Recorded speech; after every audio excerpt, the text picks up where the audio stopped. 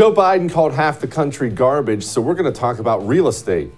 I'll explain in just a moment. Matt Walsh is here. Breanna Morello is here. Owen Shroyer, Mike Benz. We're so packed. I don't know how we're packing it all into an hour. And I'm right.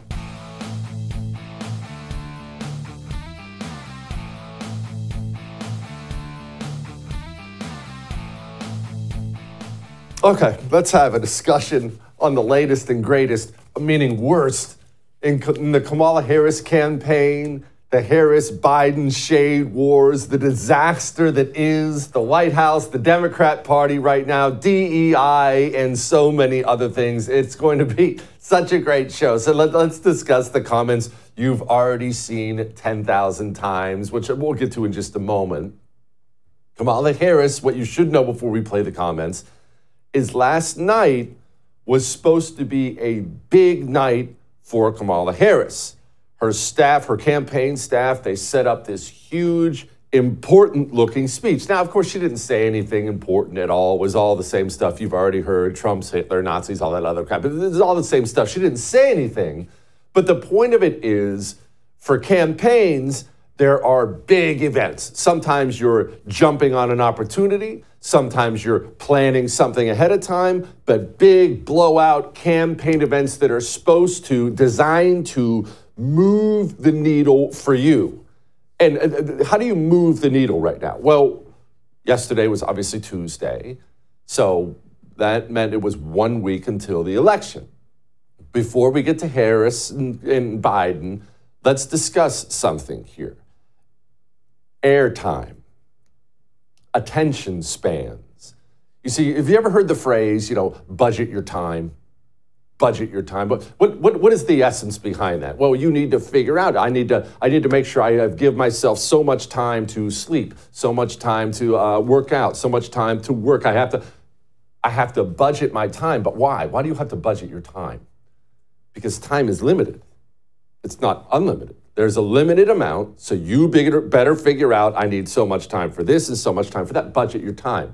Well, campaigns budget their time, and they tightly budget their time because there's only so much left, especially in the final week before a presidential election that will not be, very likely will not be decided by that many votes. We can all convince ourselves, I've convinced myself at this point in time that Trump's going to blow her out, but historically, traditionally, that's not how it goes. Campaigns, 10,000 votes here, 10,000 votes there, so they have to tightly budget their time. And they sit down, you should know, and agonize over this. They sit down as a staff around a big conference room and they have the papers out. Okay, well, CBS wants us to come do this on this day, but if we do that, then we can't get to Pennsylvania in time, but maybe then we have enough time to get to Michigan and give a speech. Every minute counts. Every 30-minute, 1-minute block counts. And attention spans, that's really what they're going for. What they want, what the campaigns, both of them, Trump and Kamala at this point in time, what they want is your attention. They want you paying attention to them, what they're saying, what they're for, what they're against. They want your eyeballs on them, talking about them. That is the idea. Give me the spotlight. And when Kamala Harris's campaign sets up a big speech in Washington, D.C., it looks really important. The idea is they're trying to grab your attention and hold you. That's what they want. And they understand time is of the essence. As of last night, like I said, it was 1 week. 1 week is nothing. They needed last night to be an attention grabber because they're almost out of time. So they set up this huge, expensive, that was very expensive to put on. They put on this huge, expensive campaign event, and Dome gets up there and blah, blah, blah, blah, says a bunch of stupid things. But practically while she was doing it, Joe Biden went on camera and called the supporters of Donald Trump garbage. Just the other day, a speaker at his rally called Puerto Rico a floating island of garbage. Well, let me tell you something. I don't know the Puerto Rican that I know, or Puerto Rico where I'm in my home state of Delaware. They're good, decent, honorable people. The only garbage I see floating out there is his supporters. There's no way you can chop that up or mince that up. The media has bent over backwards and forwards today trying to, well, there was an apostrophe. That's not really what he said. Everyone saw what he said. That's what he said. He said what he said. He said what he meant. And so what have you heard about, just everything else aside, here we are on Wednesday night on I'm Right. It's been about 24 hours roughly since those comments were made. For the last 24 hours, all the social media you've been consuming, all the TV you've been watching, radio, what have people been talking about? How many times in the last 24 hours have you seen Kamala Harris's speech referenced? And how many times in the last 24 hours have you seen Joe Biden's little 5-second, 10-second comment referenced? Joe Biden took up precious real estate, precious time the Kamala Harris campaign very likely did not have. The last 24 hours have been dedicated to people covering it, talking about it at length. Of course, the media is denying it, but that in and of itself is precious time. The Kamala Harris campaign, they didn't have a night to give away, and the American media had to spend the entire night last night and all day today giving up their precious time, dedicating it to Joe Biden and his comments. That's not what he meant. It's taken out of context. That's time Harris didn't have. And the comments were so bad, so damaging. This party, where you can never really find an inch of daylight between any Democrat, this party almost immediately, they knew it was so bad, they had to lock shields and speak out against the sitting president of the United States of America. Josh Shapiro went on CNN. Here's how it went. Governor, first off, just what's your response to that comment from President Biden, where it sounds like he's calling Trump supporters there garbage? Yeah, look, I had not heard that until now, Caitlin, so I'm kind of giving you my fresh reaction to it. I would never insult the good people of Pennsylvania or any Americans, even if they chose to support a candidate that I didn't support. They know. That's a man from the critical swing state of Pennsylvania who's very popular there. Sadly, he is. He understands exactly how comments like that are going to land with people, and not just Trump supporters. Frankly, Trump supporters, all of us who are voting for Trump, we're used to that. We've been called Nazi and everything else for 10 years. Garbage. That's about the nicest thing they've called us. But for people maybe undecided, maybe people trying to decide who the greater evil is, you know, people who hate Trump and hate Kamala Harris. How does it look when the president of the United States points to half the country and says, you're garbage? It looks terrible. But why did he say it? What's the reason? Why would this come out? Well, Joe Biden, Democrats, your liberal Aunt Peggy, I'm going to tell you something. You probably already know. You've probably already accepted this. But I'm going to tell you something. As someone who has lived in Washington, D.C., I lived there for a year, surrounded by Democrats. You got to go to a party, an event on Friday, it's all Democrats. Got to meet friends out at a bar on Saturday night, all Democrats, Democrats, Democrats. I have been in an environment that is all blue before. So I'm here to tell you, this is how they talk about you all the time. All the time. This is not some kind of random one-off. When Democrats gather together, they mock you. They talk about how stupid you are, how evil you are. Did you see, remember when Donald Trump got shot and you saw Democrat after Democrat go online and say something along the lines of, oh, it's too bad the bullet missed. And maybe you were shocked. How could these people be so evil? They talk about that all the time.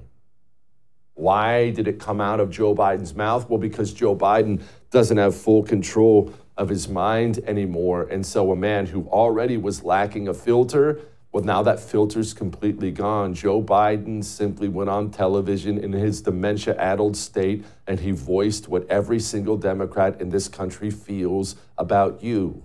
They hate you. It's a terrible, terrible, terrible place to be. Look, Hillary Clinton, she's really one of the first to kick this off back in 2016. You could put half of Trump supporters into what I call the basket of deplorables. Right?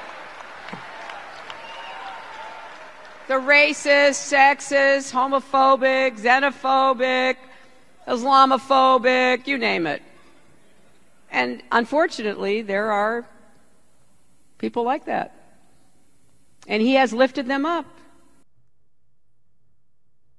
Please remember, if you're young, you may not know this.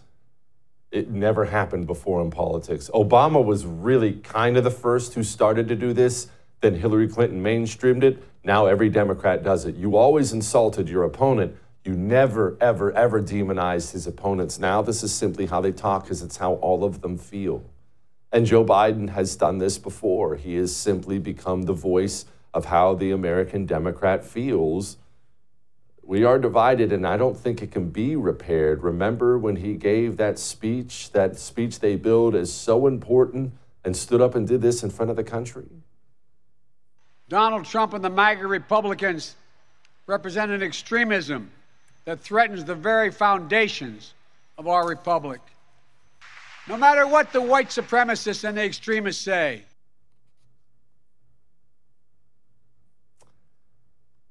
Now for the sober part. Obviously, we can laugh about the fact that it gobbled up precious real estate, it gobbled up precious time, it hurt Harris, that may be the difference. But here's the sober part. I'm just not sure that we can put Humpty Dumpty back together again. No matter which side you're on, no matter what you feel about all this, once you get to this place as a country, how do you heal that? It's very difficult to heal it because when you start talking like that about other people, they don't want to heal it. I don't want to heal it. When people talk about healing the divisions, I have no desire to heal the divisions. Why would I want to heal divisions with people who call me Nazi garbage? Sorry, I prefer the divide to be wider. All that made you uncomfortable, but I am right. Hopefully, the fact that we have political prisoners in this country also makes you uncomfortable. Owen Shroyer is one of those prisoners, was one of those prisoners. He and my friend Breanna Morello are going to join us next and discuss how evil this regime has been. It goes a lot more than comments about garbage. Before we get to that, let's get to this. Your cell phone company's garbage, unless you have Pure Talk. Verizon is a garbage company. AT&T, T-Mobile. I'm not talking about the quality of service or phones. I'm talking about their values. These major corporations now take your money and they use them against you. They do all these DEI, evil, crappy things with your money. Their charitable giving is almost always to some dirtball commie cause. You pay your cell phone bill, you think you're paying for mobile service, you're paying for Planned Parenthood. Not at Pure Talk. You want to pay a lot less? You want to switch to the cell phone company that shares your values and pay less? Can't stress that enough. Go to puretalk.com/JesseTV. You keep your phone, you keep your number. You don't sacrifice service. They're on the same network. puretalk.com/JesseTV. We'll be back.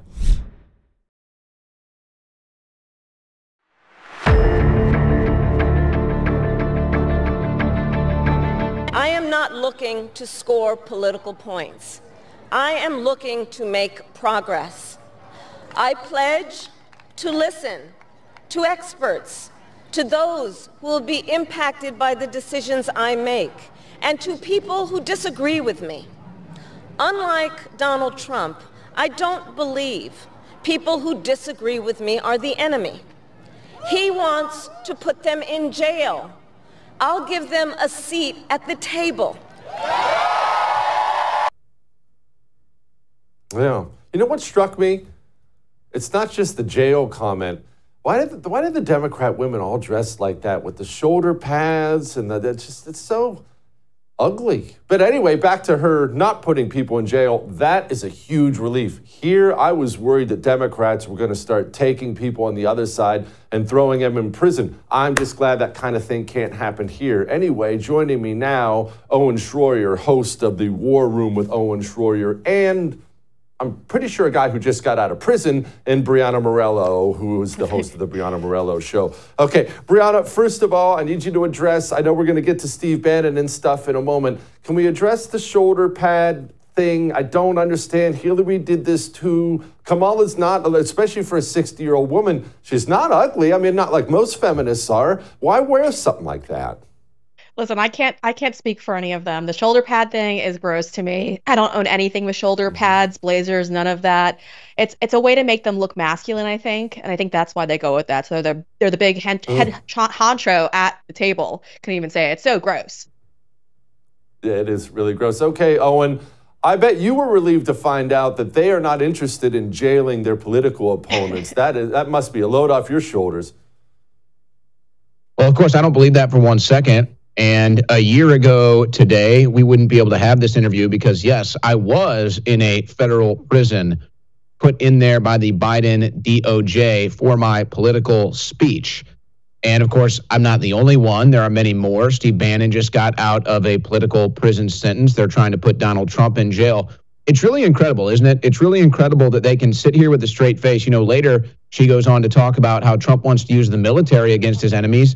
Well, they just signed a DOD directive for the first time in the history of the military and the Department of Defense that the military can use lethal force on the American citizens. That is a Biden-Harris administration DOD directive. So it's really incredible, and it really gets to a point here where 99% of the time, you never want to say 100% about anything, but 99% of the time, whatever they're accusing you of, that is the Democrats, they are guilty of.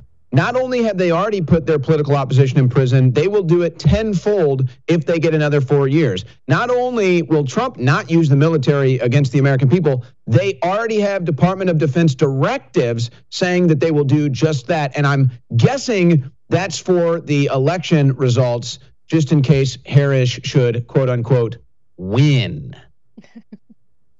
Just a reminder to everybody who watches this show regularly, what have I been telling you about the military? Are they destroying it? No, they're building a new one for a new purpose in a new enemy. And guess who that enemy is? It is exactly you. Okay, Breanna, let's deal with the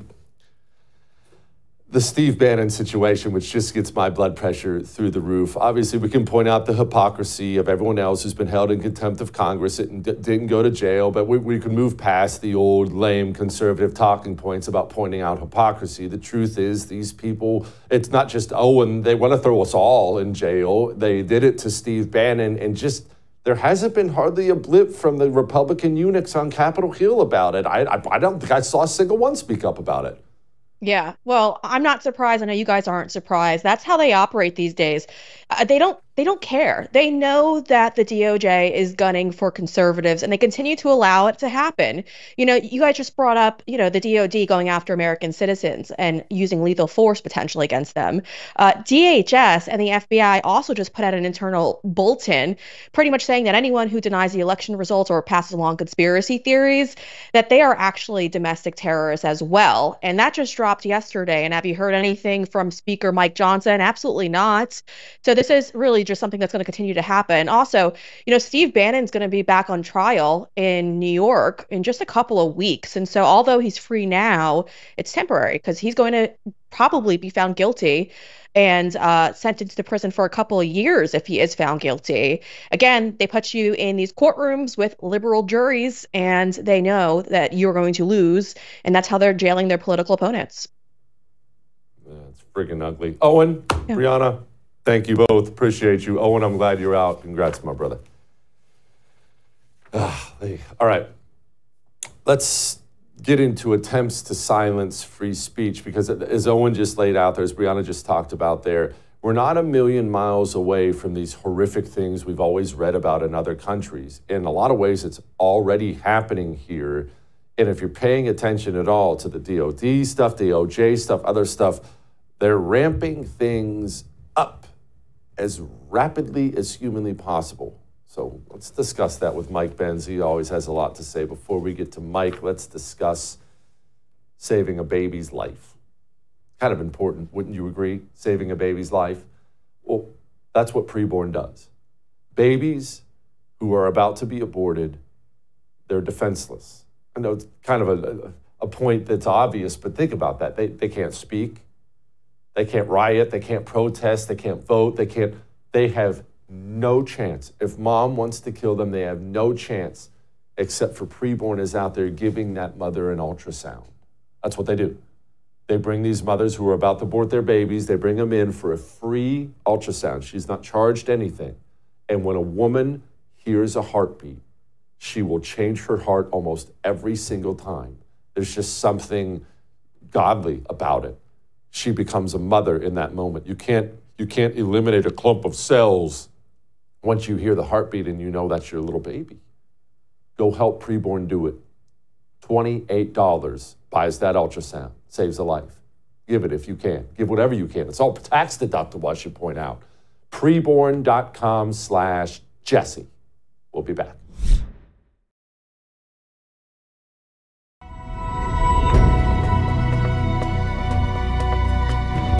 How can we enhance our capabilities using influence AI to both identify disinformation and create our own narratives? And since you just talked about breaking down silos, what do you think about the idea of having sort of an information czar, maybe at the National Security Council or another actor that will have sort of an overall view on protecting information resiliency in our domestic environment? Thanks. It's a good question on the information czar. I think on the czar, that's something we've been grappling with and thinking about. But this may be an area where actually a lead agency model is a more effective way of setting up for long-term success that insulates this from the twos and fro's of politics on both sides. That's not just, by the way, about the election interference issues. It's about the larger question of how we decide messages we communicate, how we decide what messages we combat, which are fraught. Interesting how evil these people truly are if you actually listen to what they say. Joining me now, a man who's been exposing this for a while. I love having Mike on. Mike Benz, Executive Director of the Foundation for Freedom Online. Mike, we point out the evil things these people do, but oftentimes it's a human coping mechanism. We act as if the really, really bad stuff it's in the future. It might come. It could possibly come, but these people are doing really evil things right freaking now, aren't they? I'm shaking my head when you say that, in agreement with you, but that's exactly right. I think the reason I'm shaking my head is because it's happening right now. So Jake Sullivan has to be very careful about the way that he responds to this question, because everything that was teed up in that question, from AI, artificial intelligence, surveillance of social media in order to have a political radar system for what they should censor or pre-censor, everything from having an information czar, everything from having a lead agency in control of what goes viral or what gets nuked on social media, is already here. It has already been here. And so Jake Sullivan, remember, is the National Security Advisor, is the guy who coordinates the CIA intelligence, the State Department diplomacy, and the U.S. military role in soft power projection. That means controlling hearts and minds, and that means controlling social media narratives. All of this was set up within the U.S. federal government out of the U.S. State Department's Global Engagement Center. They were the lead agency created for this in 2014, initially when the State Department developed a censorship capacity to take out ISIS. But then when Trump got elected in 2016 and when the Brexit vote went the wrong way from the State Department's perspective, and Bolsonaro and Matteo Salvini and Marine Le Pen and Nigel Farage started winning in Europe, they simply took that censorship apparatus that was parked out of the State Department's Global Engagement Center and they expanded their mandate from counterterrorism to counterpopulism. Then they brought it home domestically. They wanted to have the 2020 election censored using the State Department's Global Engagement Center, but they couldn't get away with it because it's supposed to be foreign-facing. So then they created CISA out of DHS to be the domestic node of the State Department so that they could censor Trump supporters with a lead agency, CISA, that could do that right here at home. And it would be free from the requirement of suspected law breaking, because that's what the FBI is not allowed to do, that is not allowed to censor tweets. But CISA deemed misinformation tweets as a cyber attack on our critical infrastructure. Then CISA got in a lot of trouble. There was political blowback. The Disinformation Governance Board collapsed. Mayorkas was forced to say that CISA wouldn't do that again. By the way, they are. They're dispensing millions of dollars of grants to have a cutout swarm army do this presently. But right now, the issue is they are already involved in so much censorship They've already funded hundreds of millions of dollars of AI censorship superweapons, but it's spread now between so many different agencies. They have the same problem they had in 2022 when they tried to set up the Disinformation Governance Board. They want one central censorship communications command center so that everything CIA is doing, everything state is doing, everything DHS is doing, everything DOD is doing can be neatly coordinated top down. The problem is, if they do that, it gives them a small surface of attack politically to be able to take the whole thing down. So they're forced into this sort of clumsy bureaucratic model they currently have. Well, at least they're bad at it. Mike, what's happening at the DOJ right now? You're hot on something, and man, when I listen, it's frightening. What are they doing? Well, there's a lot that they're doing, but obviously from their attempts to throw everyone in jail, to try to warn everyone about anyone who pursues election integrity issues is going to be going to jail, the threats to the lawyers, and then the fact that I think that there's a very real possibility that they will be going up against Elon Musk and trying to get legal leverage against him for allowing speech on social media during this period between November and January, where we're going to be disputing who I think whoever wins next Tuesday, there's going to be 2 months of arguing about who the real winner was, no matter what. But I think what you're referring to maybe more specifically is this new House Judiciary report that just dropped about the FBI and Facebook around the 2020 election. And there's this incredible quote from this report that Jim Jordan just put out from the House Judiciary.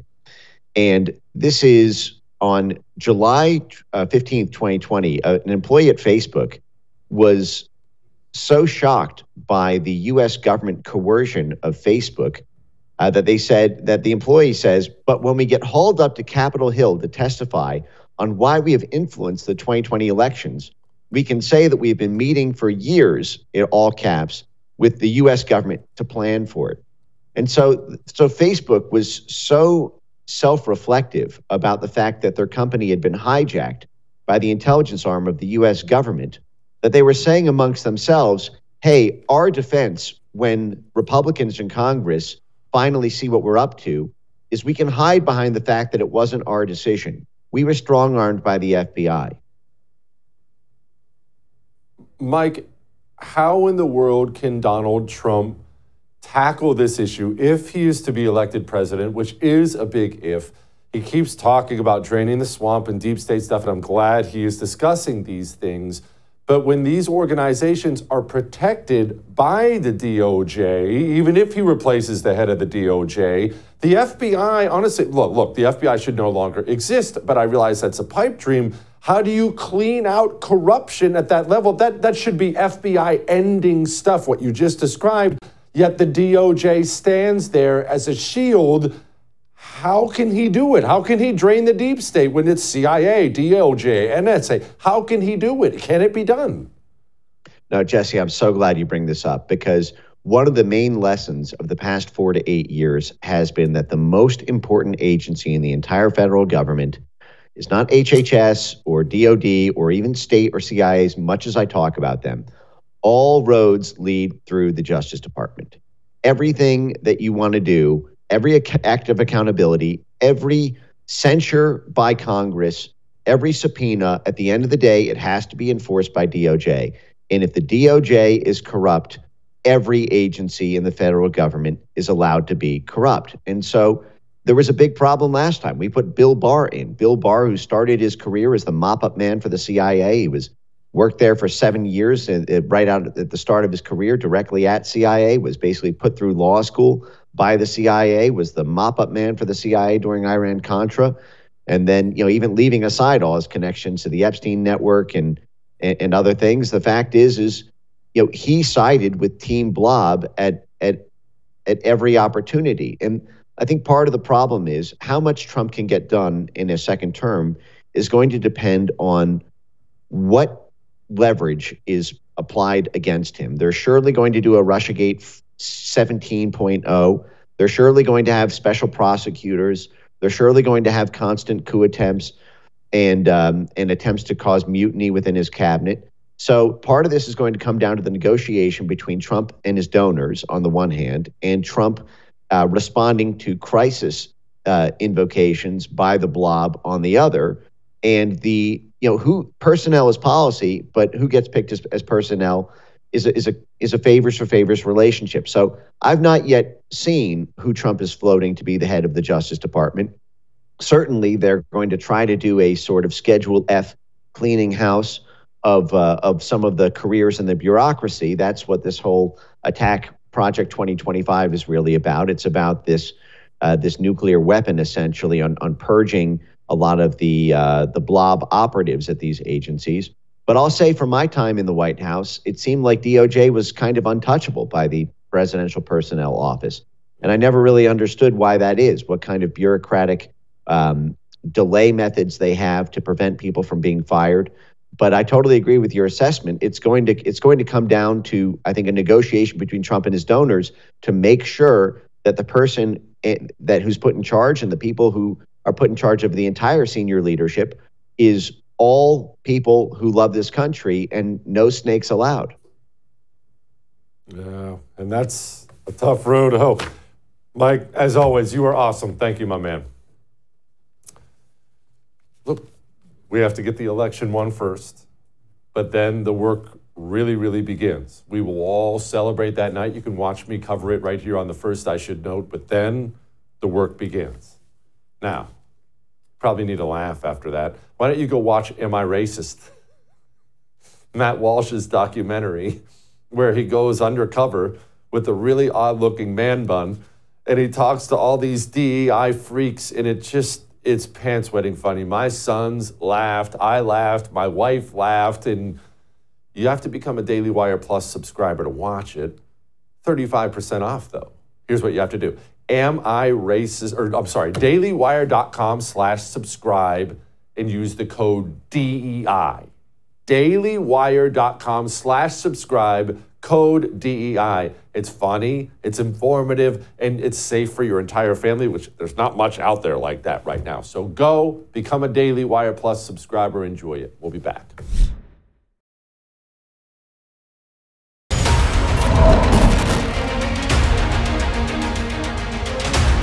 Growing up in the 90s, I never thought much about race. What's happening in this country, it's Nazism. Republicans are Nazis. I'm going to sort this out. I need to go deeper undercover.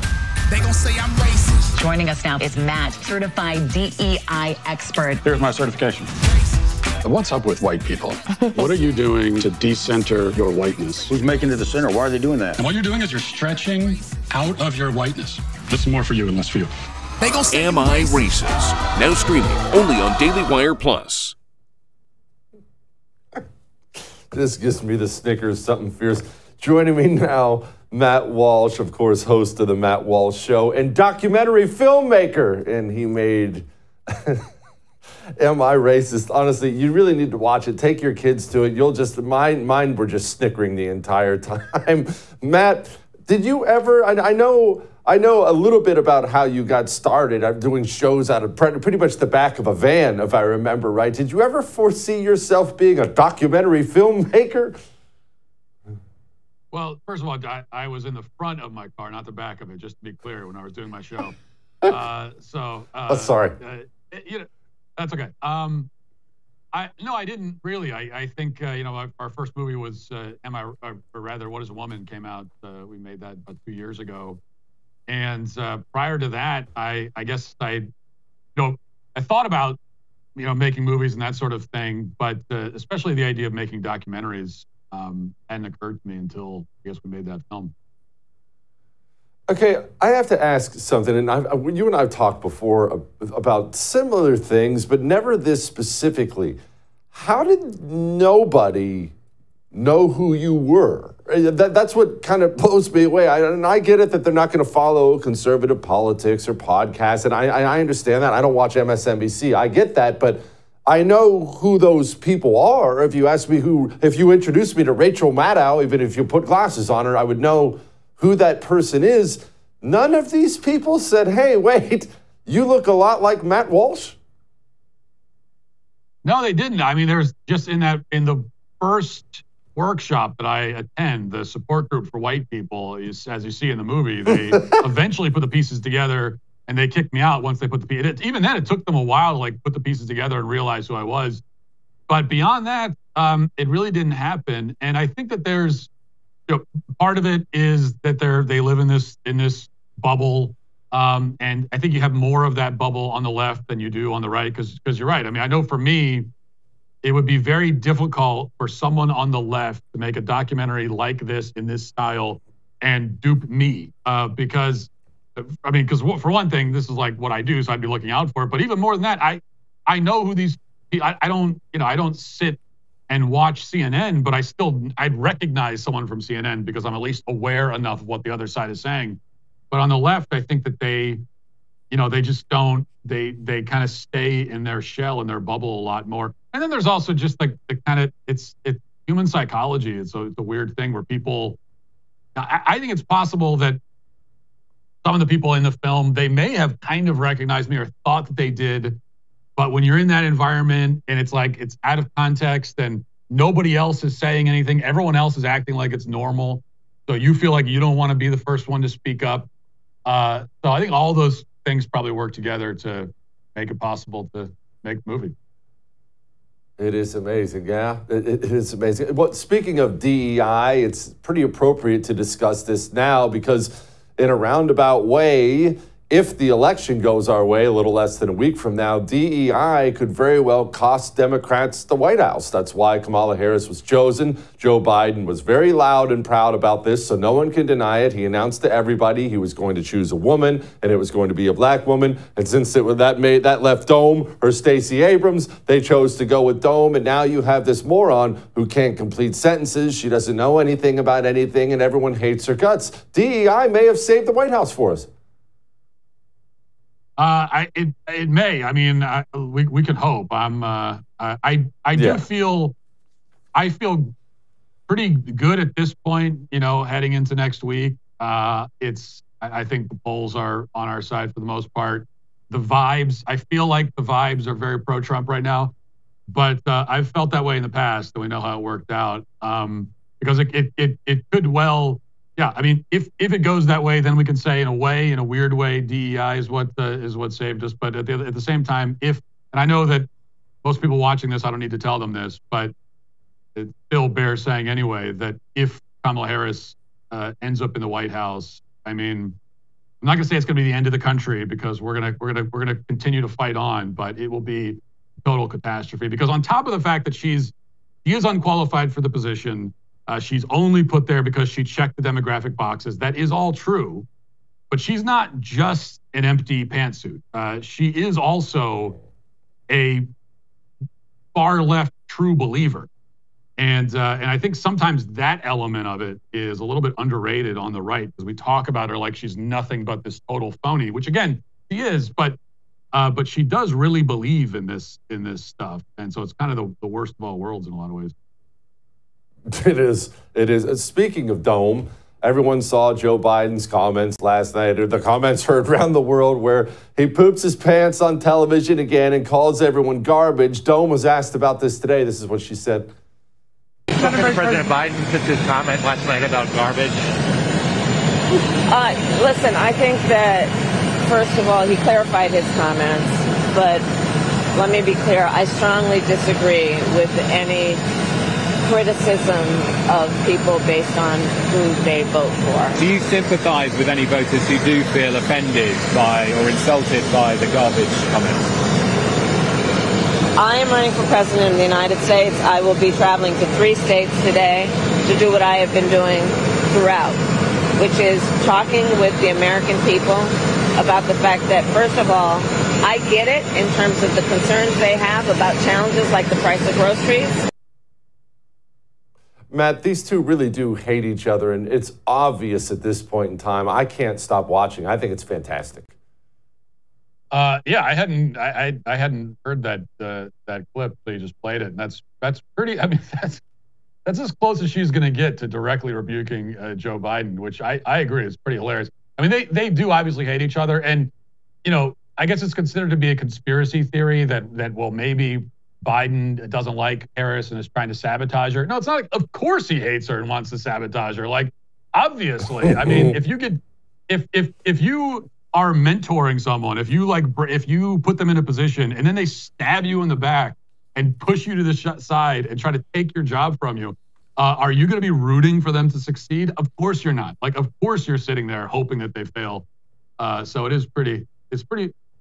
it's fun to watch. We just, as long as it has a happy ending, we can have fun with it.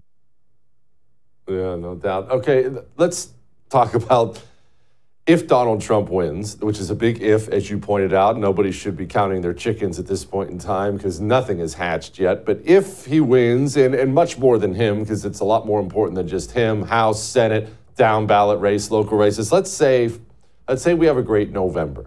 Well, then the work actually begins of undoing all the damage, possibly mortal damage they've done for the last 4 years, namely filling up the country with a bunch of rapists and murderers from various barbaric countries. Does this country have the stomach for mass deportation? Does the GOP? Because you'll have to forgive me, Matt, if I'm a little bit cynical on that front, given what I've seen in response to St. George Floyd, to COVID, to everything else. Are we ready for what's necessary? Yeah, well, I think there's two different questions. Does the country have the stomach for it? Does the GOP have the stomach for it? I think the country does. I think the country has more than the stomach for it. I mean, the country is ready for someone to get in there and put an end to this madness and show that they actually care about our laws and care about our sovereignty, national sovereignty, care about the well-being of actual American citizens. I think the country certainly has a stomach for it. The GOP, on the other hand, I'm extremely skeptical because if you go in there and you actually start mass deportations, which is what needs to happen, we know about. We can only imagine the histrionics, the hysterics we're going to see about you're separating families and all these kinds of things. I hope that, well, even if the GOP doesn't have the stomach for it, at least hopefully they feel like they have to do it politically because this is what the country demands. And by the way, on the deportation thing, we often hear, and this is even Republicans will say that, it's a complicated issue. You've got people that have been here for a long time, and it's complicated. It's actually not complicated. It's very, very simple. If you're not here legally, you need to go. It's like a very simple thing. It might be emotionally hard. If you're a sensitive person, it might feel bad to see people get rounded up and kicked out. That doesn't make me feel bad, but it might make some people feel bad. But emotionally hard and complicated are not the same thing. And so it's not complicated. It's a pretty simple solution, actually. That's a great way to put that. Emotionally complicated and hard are not the same thing. I think I'm going to steal that and act like I came up with it. Matt Walsh, thank you, my brother, as always. Great documentary. I love it. All right. Lighten the mood. Next.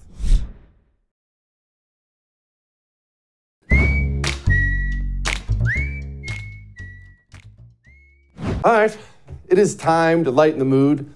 And I know you're going to find this shocking, but communists hate my guts. They just do. They hate my guts, and the feeling is mutual. As I've said many times before, I don't whine about it. We are enemies. We are going to fight until the day they bury me, and that's just the way that's always going to go. And so the communists are angry with me, again, about something offensive I said. Actually, not here on I'm Right. It's something they took offense to on the radio. Remember Tony Hinchcliffe, the comedian, got up, he made the Puerto Rican joke. Everyone's dogging on the joke. That joke was hilarious. And I went on the radio and I said it was hilarious. Oh, and I almost forgot before we get to the emails that we have that hilarious Puerto Rican joke that comedian dropped last night at Madison Square Garden. Play it, Chris. There's a lot going on. I don't know if you guys know this, but there's literally a floating island of garbage in the middle of the ocean right now. Yeah. I think it's called Puerto Rico. That's hilarious. That's hilarious. And today people are pretending to be offended by it. Oh, shut up. You tell those same jokes with your friends. You know who tells those jokes with their friends? Puerto Ricans. So stop being offended on other people's behalf. For some reason, that's like a Western thing, being offended on behalf of other people. It's ridiculous. Well, the commies, of course, they listen to every word I say. Isn't that weird?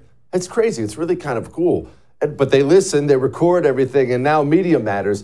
Media Matters, remember, it's a communist organization that was created to run people on the right off the air, run them off the radio, run them off TV, run them off YouTube, run them off social media. Its entire purpose is canceling people, and they've tried to do this to me so many times I can't even count. Can't ever cancel me, communists, by the way. And they ran an article. And this is the headline. Trump ally Jesse Kelly praises hilarious anti-Puerto Rico joke and tells Tony Hinchcliffe's critics to shut up. First of all, it was hilarious. Second of all, Trump ally is just, of all the things you could call me, that's actually kind of one of the funnier things. I mean, I'm voting for Trump, of course. I don't work for him or anything like that. That's one. That's one and two. Three, this is where and how we have been very successful fighting back against cancel culture. I don't know Tony Hinchcliffe. He's not a friend. I've never met him. I'm going to a show. Whenever I hear he's coming to town, I've already told the wife, scarf us up some tickets. We're going to go buy some tickets, and I'm going to go hear some hilarious insults, some inappropriate ones. Ooh, and I'm going to laugh. All right? I'll see you tomorrow. I would thank you for coming to my YouTube channel, but I know how brilliant it is, and I know you love it here. So subscribe and watch. We're going to start really ramping things up and putting some funny stuff, some interesting stuff out there, some collaborations. Either way, my YouTube channel is officially the place to be. So stick around.